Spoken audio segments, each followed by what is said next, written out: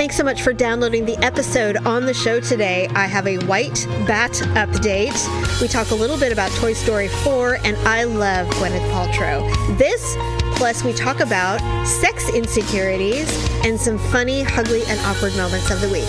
Thank you so much. Enjoy the show. It's another uncensored look at the world around you, from sisters who will say just about anything to anyone at any time. It's the Uggs. Jamie? 'Tis the season for masturbation. Paula? I don't know much about drugs, but if you have questions about pill popping, I'm your gal.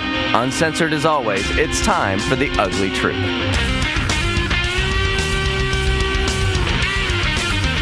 Welcome to the Ugly Truth. This is episode 355.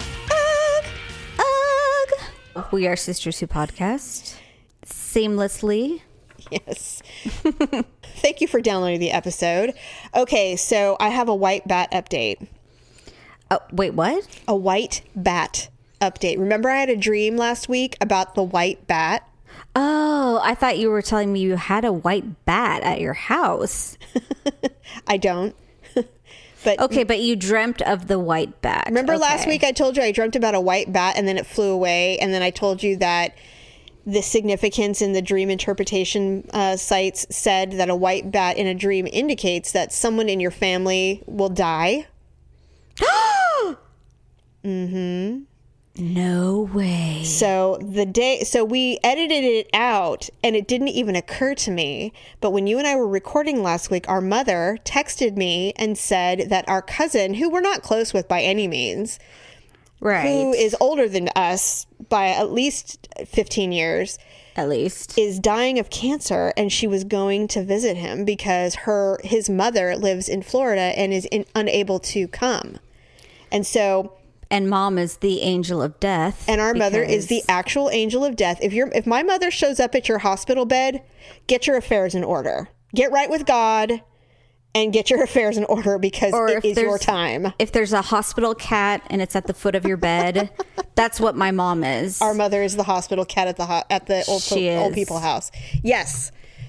I didn't even equate the two. And so afterwards, I woke up the next morning and I whispered out loud, I'm like, the white bat.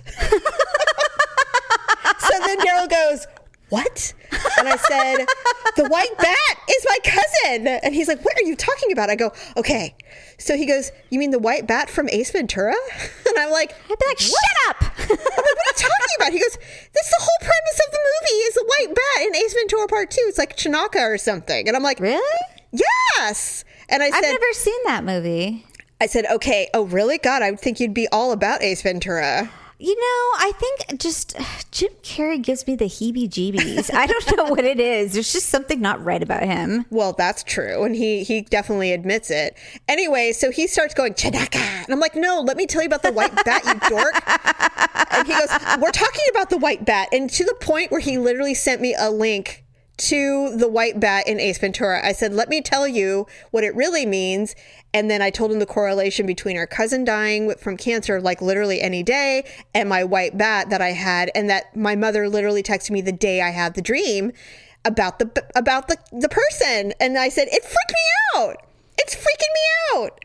Like, how what do is you going know on? These things? Paula, I don't know. It's so weird. So anyway, I thought, how interesting. And I had to tell you. Are you and cousin Mitch connected somehow? No, but it's a family member, and I had the dream. It's almost like, I don't know. I'm going to say that it was just a coincidence. But honestly, what? How can you dream of a white bat just coincidentally? I don't know.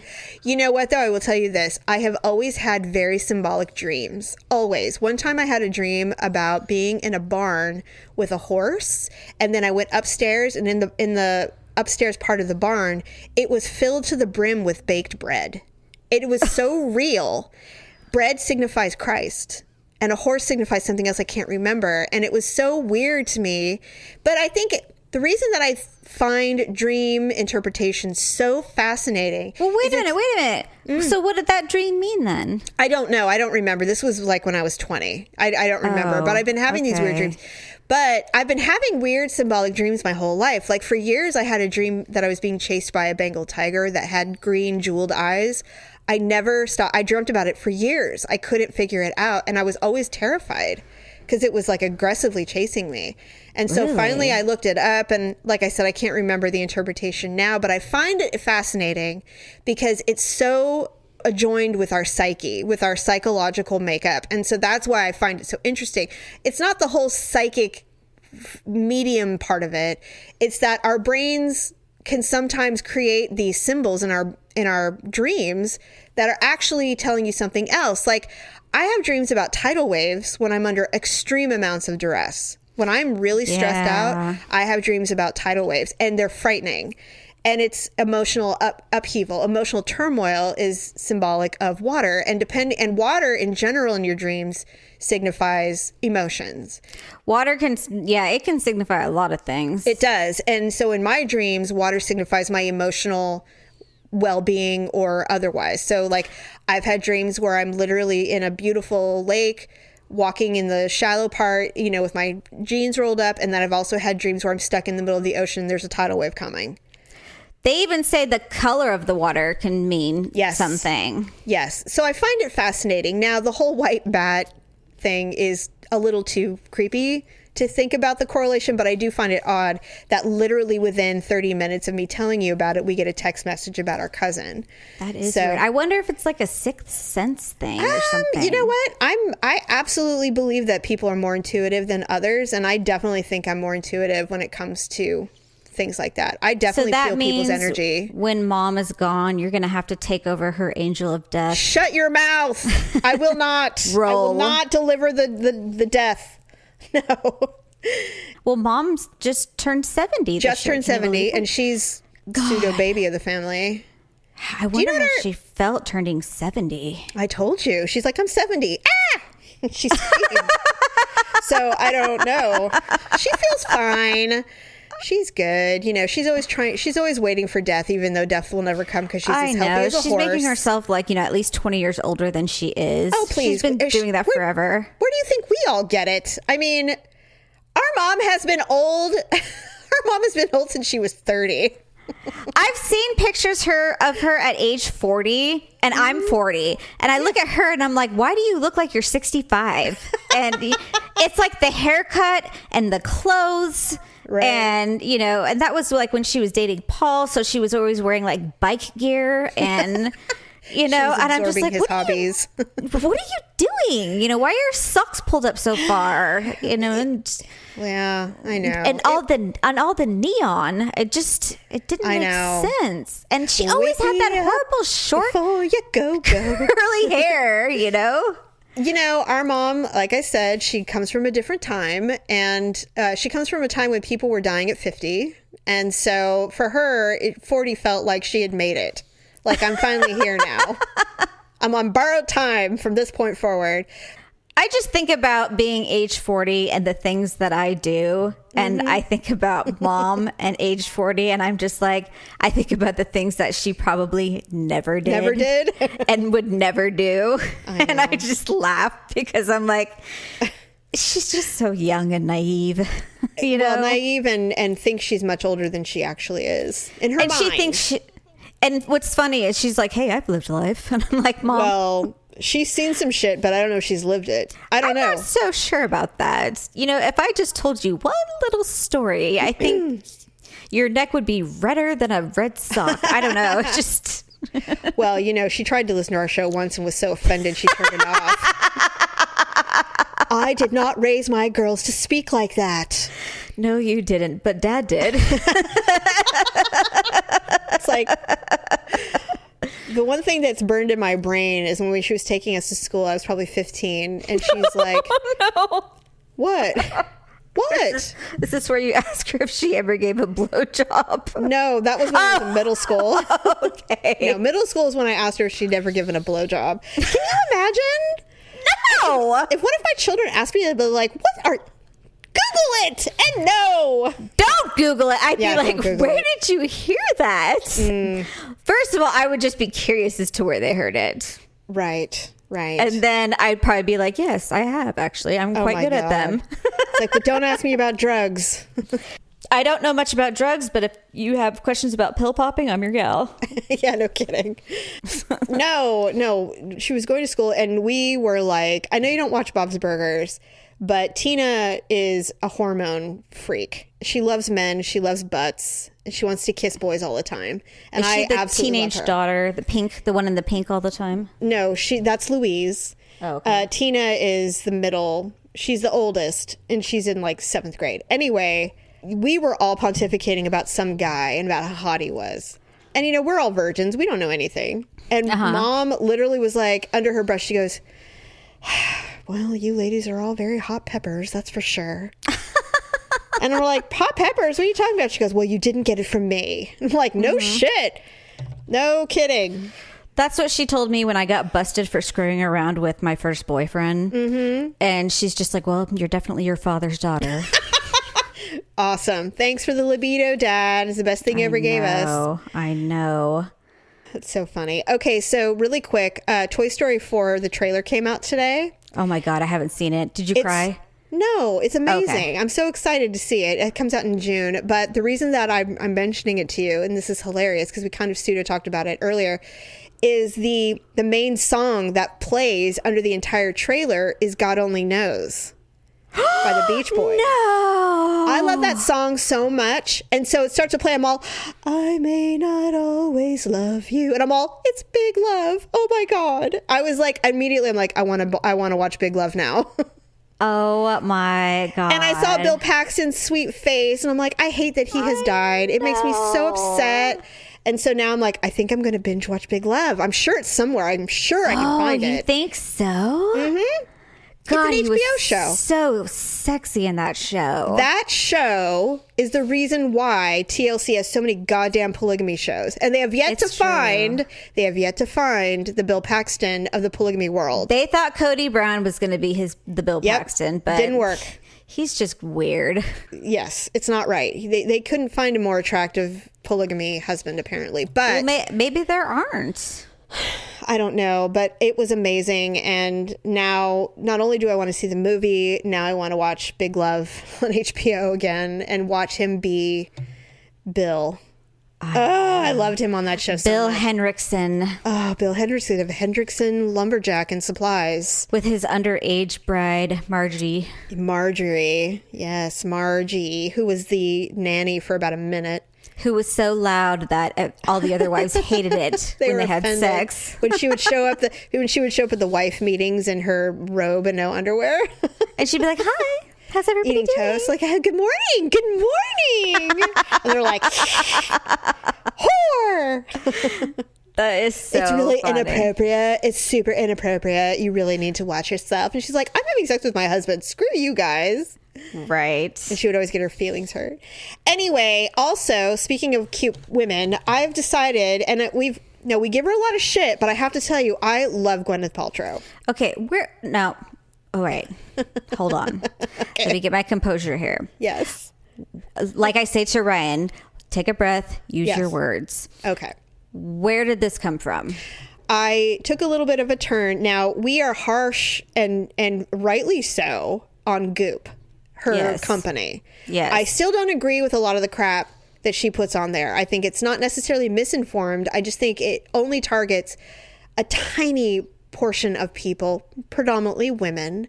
So it's not really something that everyone can embrace. I think everybody goes there, but no one spends $2,500 on a skirt. Okay, that's just not possible. Do you think anybody actually buys the vaginal steams?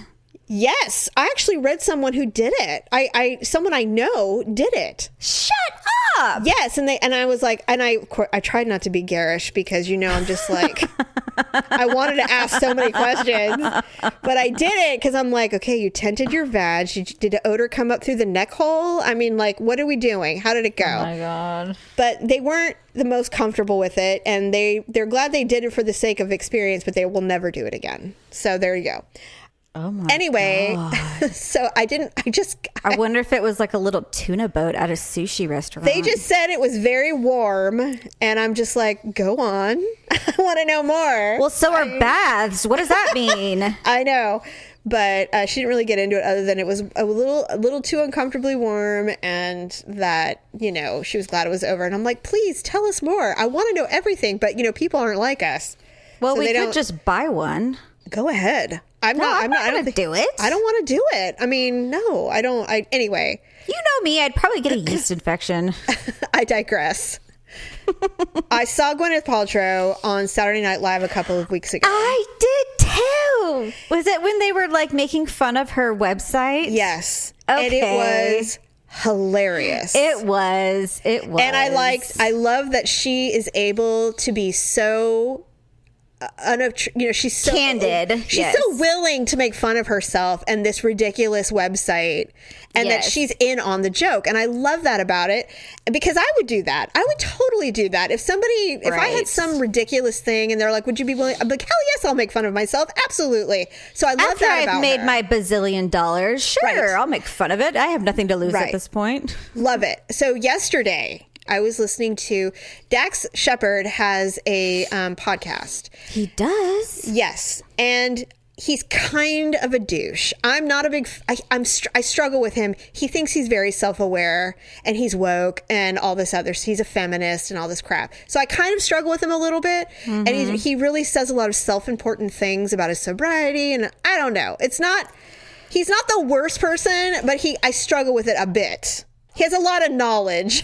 I'm a little over the Kristen Bell, Dax I know. Shepard, like it couple thing. Yes. I mean, they're Yeah. nice and cute and everything like that, but they aren't everything, because Right. that's what everybody thought about, like, Anna Faris and Chris Pratt. Exactly. So Gwyneth Paltrow was on Dax Shepard's podcast. Now, they have been friends for a really long time, so they've known each other. His man crush is Brad Pitt. Really? Yes. And he goes, now you know my man crush. She's like, I do know your man crush. I was engaged to your man crush. He goes, yes, you were. He goes, you got to kiss my man crush. She goes, oh, I did more than that. He's like, shut your mouth. I don't want to hear it. Like, he's so in love with Brad Pitt. And she was talking about what an amazing man he is. And she's like, I know we were going to get married. She goes, but I met him when I was 20.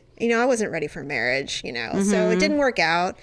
But anyway, so she was talking quite a bit about how much crap she got for the conscious uncoupling statement and all of this other stuff. And she goes, I look back and realize that it was a mistake to be that public about something that was so I didn't want to say divorce. That was really all of it, is I didn't want to say I was getting divorced because I was failing my children. My marriage was a mess, and I didn't want us to hate each other. So we were trying to find a way, and that was on me for sure. And so she's super willing to own all of her fuck ups and how elite she sounds. And she's just a really cool woman. And although I do not like the Goop thing at all, and she's even talked about how many mistakes they've made on Goop and stuff, that I'm like, oh God, I want to hate you so much, but I can't. She really loves her parents, and oh my gosh, just a really cool person. And I kind of like her. I kind of love her.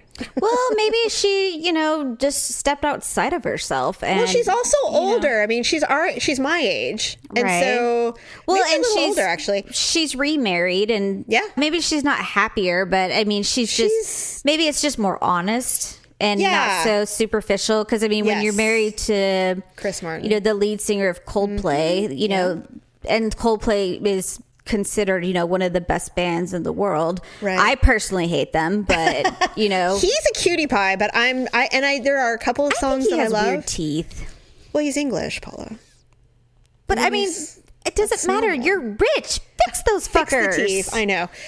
God. She did say one of the things that caused the demise of that is she wasn't a big fan of being vulnerable and being herself ever. And so that was a lot of it. She goes, this time around, she's just like, this is who I am, take it or leave it.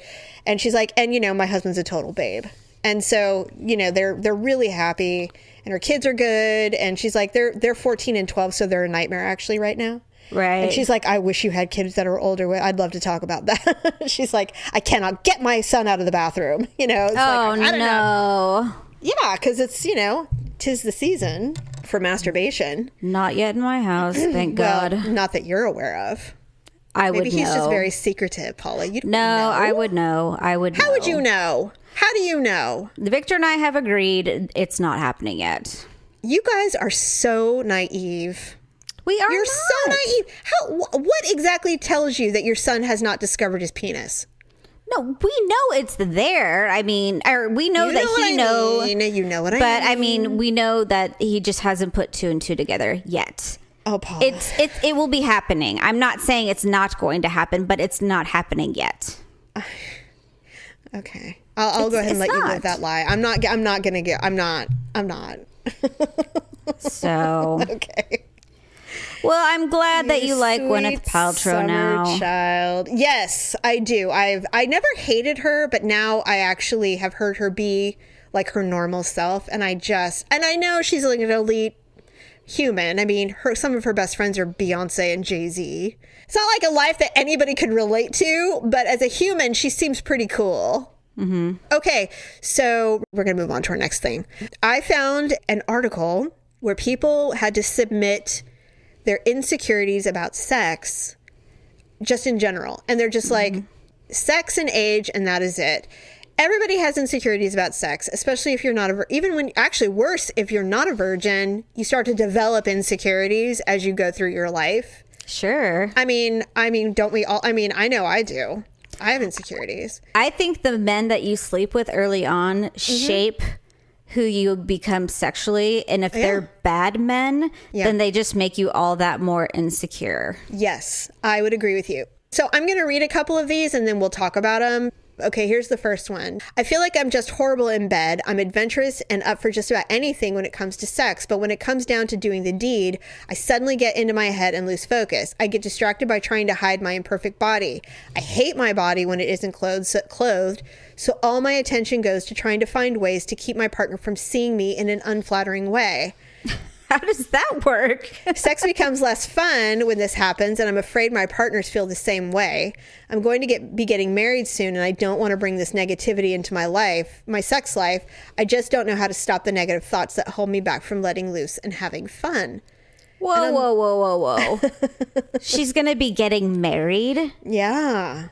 Which means that she's already brought it into her life. I mean, she's already sealed the deal, for God's sakes. He knows what she looks like. Unless she hasn't had sex with her husband, future husband.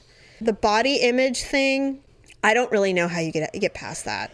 I don't, because I have body image issues badly. Sure, everybody does. Well, but not everybody. And when it comes to sex, most people can check that at the door and enjoy their sex. Well, I mean, I would think your animal instincts would take over at some point and you just kind of get past it. But I mean, think maybe I'm wrong. I don't know. But I become savage and I can check it at the door now, but I have trust in my lover. I know that he's not looking at me going, sure, nice belly or whatever. I mean, I can't keep him off of me, so that helps. That's helpful. So sometimes it's like you think it's all about you and yourself, but if she hasn't had a good orgasm yet, she has time to worry about her body, is all I'm saying. Well, and the thing is men aren't always so confident in their bodies either. Oh my God, no, absolutely true. Absolutely the truth. All humans, you're most vulnerable, literally, emotionally and physically, when you're getting ready to have sex with another person. That's literally the most vulnerable you can be. The only time I've ever felt more vulnerable is when I was delivering a baby out of my body. Other than that, it's sex. Or having sex when you're pregnant. I mean, that's... That is pretty... I don't know. I had some great sex when I was pregnant. I don't know. There's only two ways to do it. I mean, and that's... Yeah, that's true. And I just felt like a heifer in heat. I was just everyone like, does. Yes, I know. Okay, this one is interesting. And I know what this guy needs, and it's definitely not a sex worker. It says... I don't even know why I'm reading this because I'm just going to make fun of him. It's been 6 years. It's been 6 years since I last had sex. Oh my God. I live with my parents. Oh God. I'm on powerful bipolar medication and I'm unemployed. God, is this even fair? People act like everyone who can't get laid is a loser, but I just don't know what I'm supposed to do. I can go months without even a single match on Tinder and much longer without a reply. It's been so long that I don't even know if I can perform. As soon as I can get some money, I'm going to hire a sex worker. I want to escape this shame. In the meantime, all I can do is practice patience and try to be kinder. This is a dude, by the way. You need therapy. Badly. He should go to the doctor. He needs a physical and he needs a therapist post haste.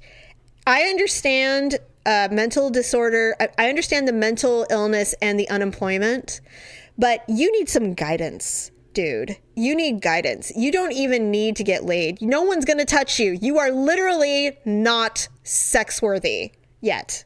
You need to get your life right. You're not even there. Like you need, and if you're truly that bipolar, I don't know if he's on meds or not, but I mean, those things, that stuff needs to get adjusted. Unemployed, living with your parents, and you're on a powerful bipolar medication indicate to me that you are not doing everything. You are not thriving. You are not thriving. You're like a little piece of mildew on the floor in the laundry room. You need to go. And the thing is your parents are obviously not doing him any favors. They need to say, honey, you need a psychiatrist now. Yeah. Like immediately. Just letting him languish. That's horrible. And but he has no friends either. I mean, my God, do this.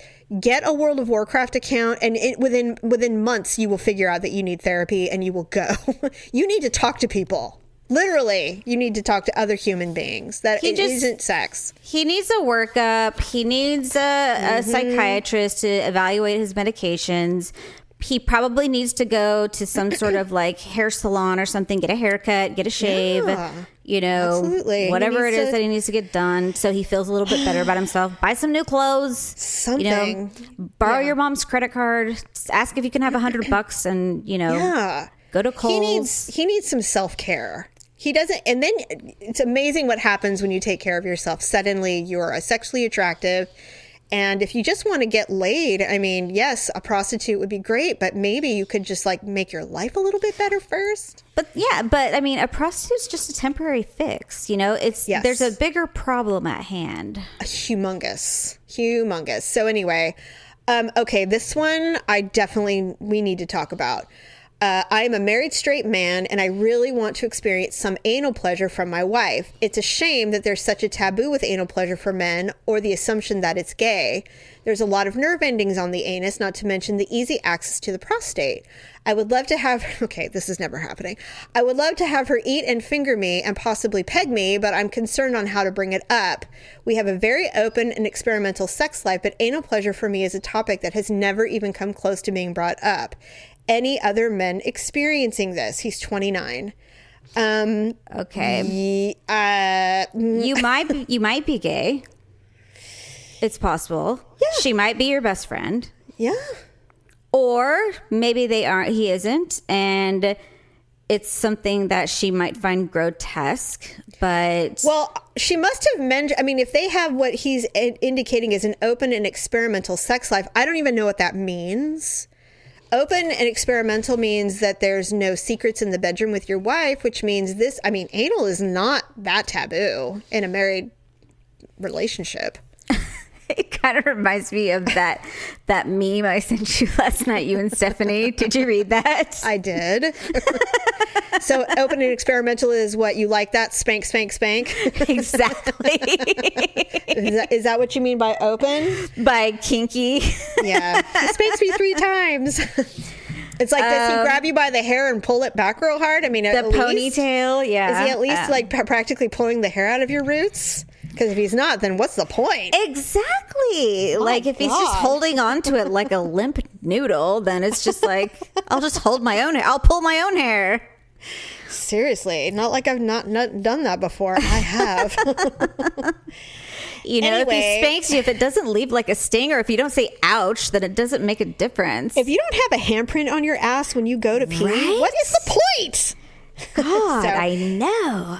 So the definition of open and experimental, of course, is it could be that could be anything. But I don't know. I would definitely say something. I mean, I would just sit down with her and say, like, we're open, right? We're married and we're adventurous, and there's something that's been on my mind, but I've been really afraid to bring it up because I don't want you to think poorly of me. And it's not a gay thing. But it's something I really want to try. And if my man approached it that way, I'd be like, sure, what is it? What is it? But that's because I'm open to anything. I'd stick anything anywhere. Well, just about anything anywhere. But I know I'm not going to stick like a dick in my ear, but just or up my nose. But okay, so yes, definitely communication. That's all it is. It's just communication. If she says ew, no, it's like, you can do that to yourself. I mean, it's not like you can't reach. No, but that would be devastating if she said ew, no. That would be cruel. First of all, any man who says they don't like their prostate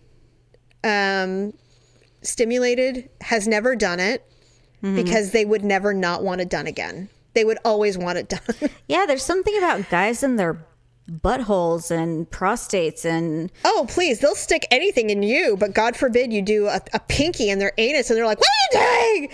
Except for this guy, of course. But I'm telling you, if you are able to do it to a man... And they've never, they will come like unlike anything they've ever experienced. Ask any gay man. I mean, they'll tell you. Yeah, absolutely. I don't know why guys are obsessed with anal sex. Well, it's either one way or the other. It's like they're obsessed with doing it to you, but then you suggest it. Most men go, what? But then you do it and they're like, that was amazing. But you have to be a very open sexual partner to do that. There's got to be a lot of trust there. No, most guys pretty much like seal it shut. Like you almost see a tiny zipper when you like try and go back there. But it's really true. Of course, they expect your butt to open up like, dilate. Exactly. Dilate to 10. I know, it's butt disgusting. Dilators. And I'm just like, God, yuck. Okay, here's the last one, and then we're going to go on to our ugly and awkward moments.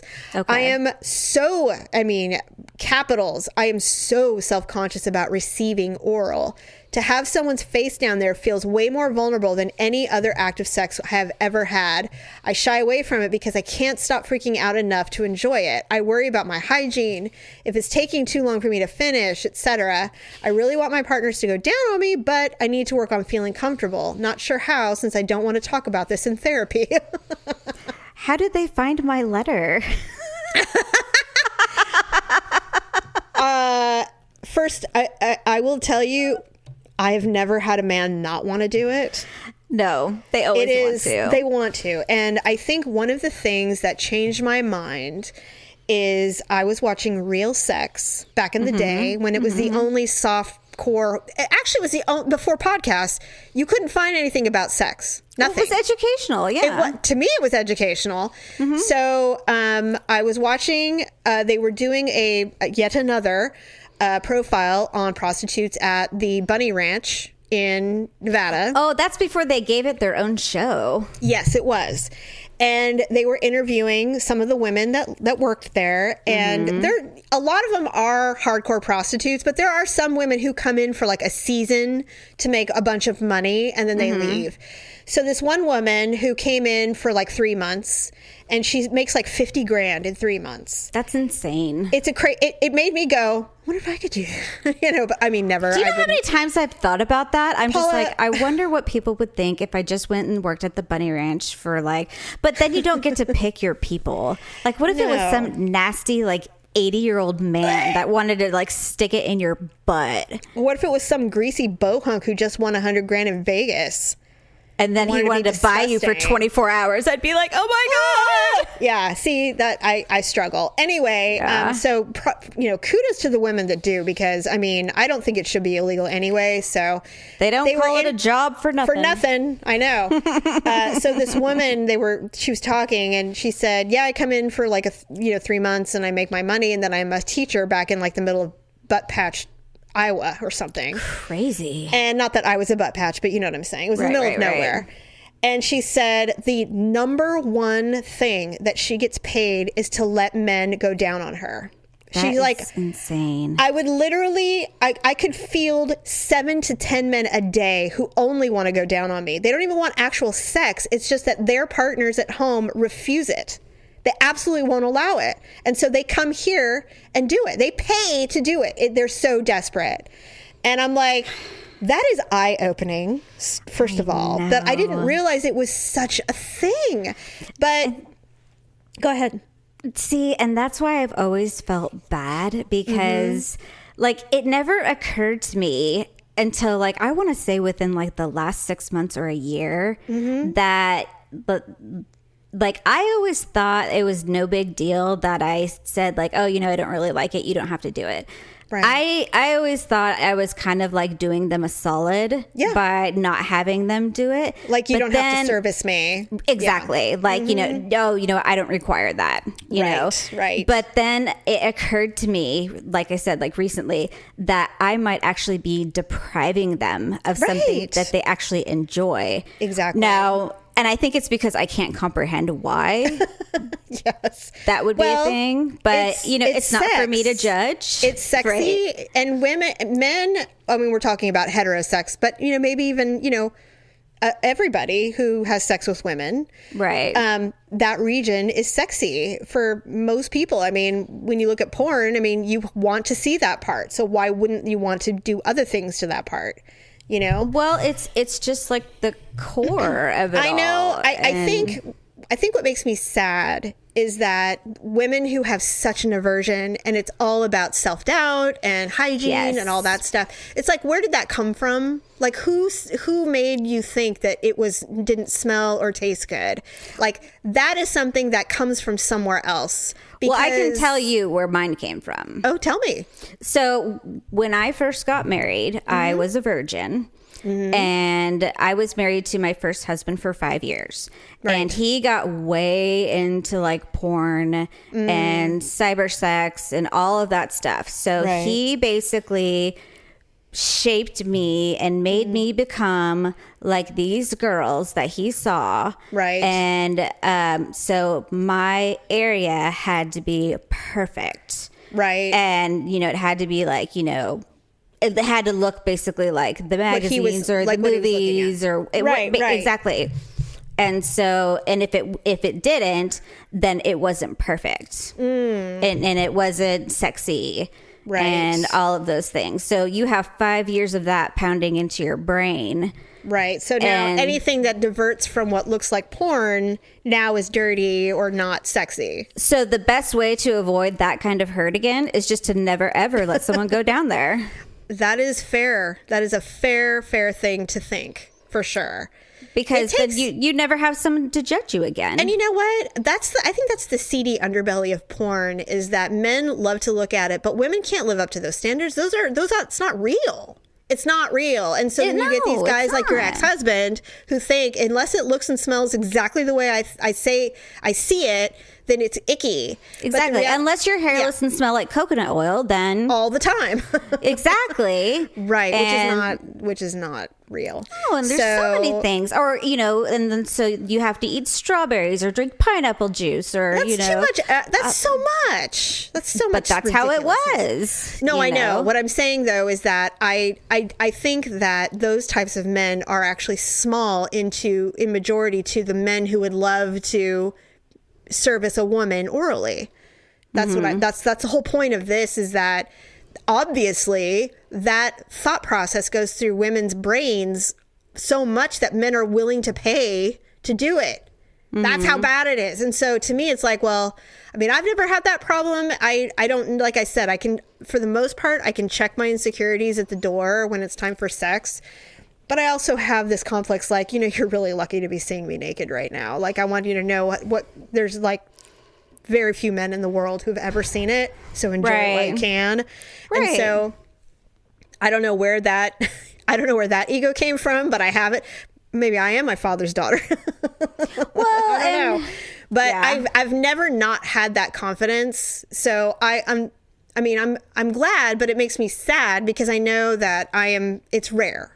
When it comes to that, I know women who think the way you do it's very common.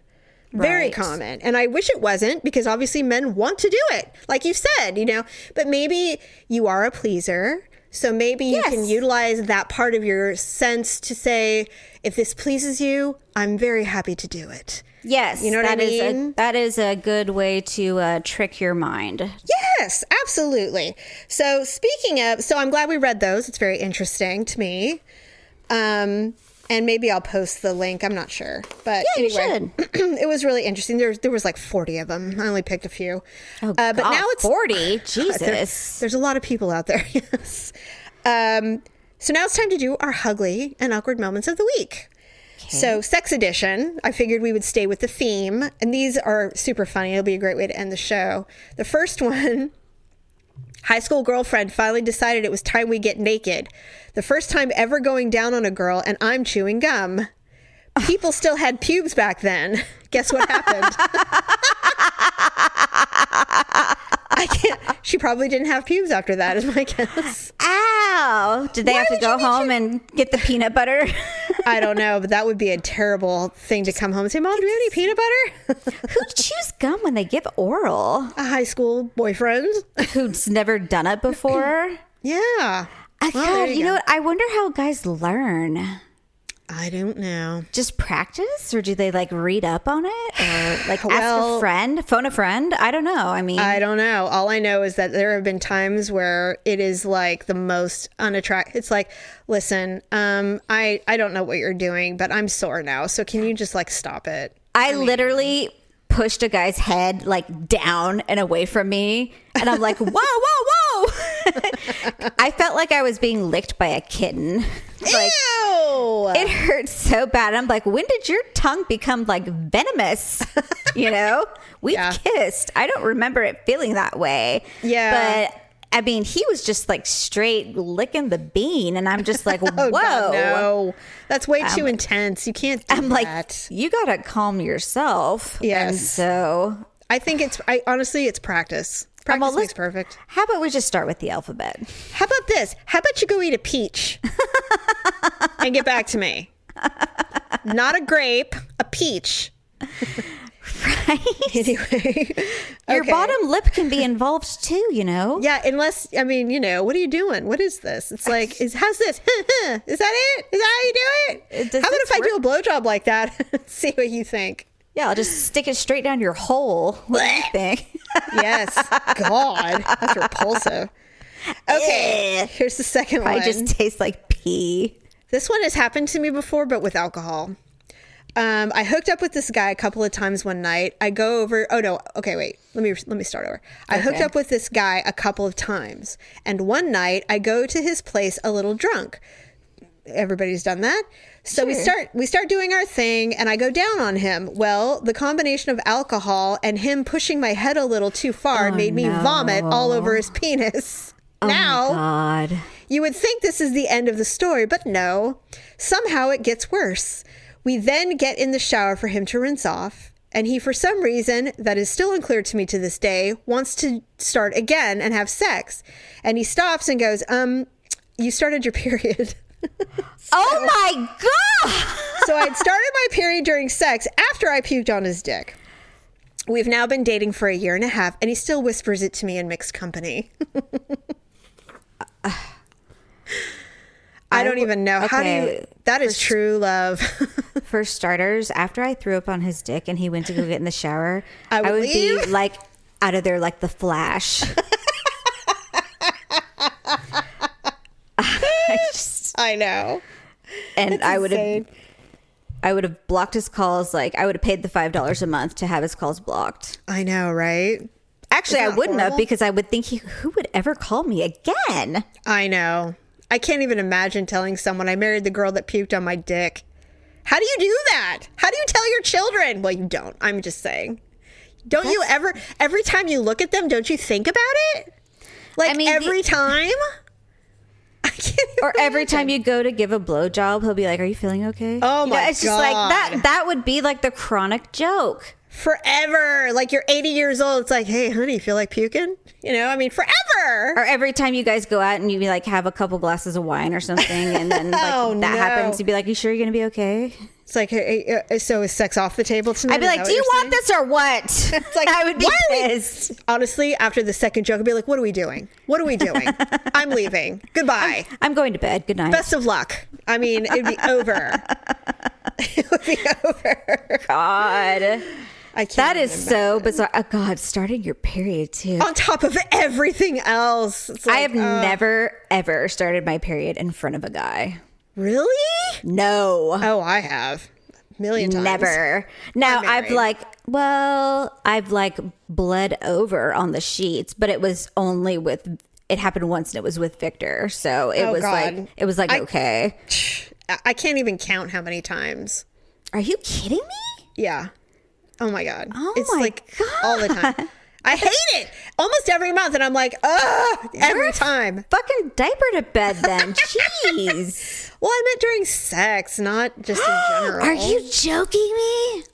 No. Well, That's I have what a we healthy should sex talk life, about. for God's sake. Well, that's true. We should talk about that because, like, some guys are cool with having sex when you're on your period. Other guys are not.